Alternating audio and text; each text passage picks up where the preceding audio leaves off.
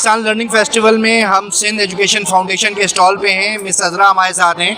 Miss क्या कर रही हैं यहाँ पे, क्या एक्टिविटी करा रही हैं? जी, ये हमारा स्टॉल है और हम यहाँ पे ये एक्टिविटी करवा रहे हैं कि जूट से जो है वो बच्चे बैग्स बना रहे हैं, ताकि जो हमारे एनवायरनमेंट में प्लास्टिक का बहुत ज़्यादा इस्तेमाल हो रहा है वो कम हो सके।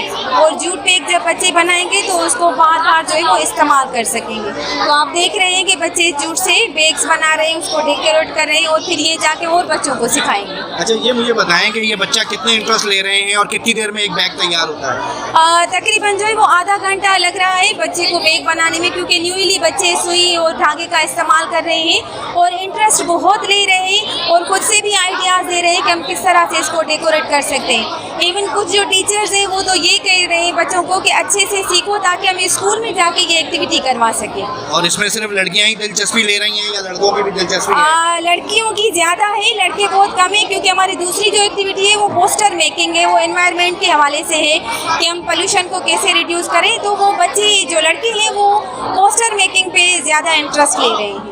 और ये जो आपने बताया कि जूट वगैरह आप लोग खुद लेकर आए हैं, किस तरीके से? जी, ये सारा सामान सिंध एजुकेशन फाउंडेशन ने जो है वो प्रोवाइड किया है।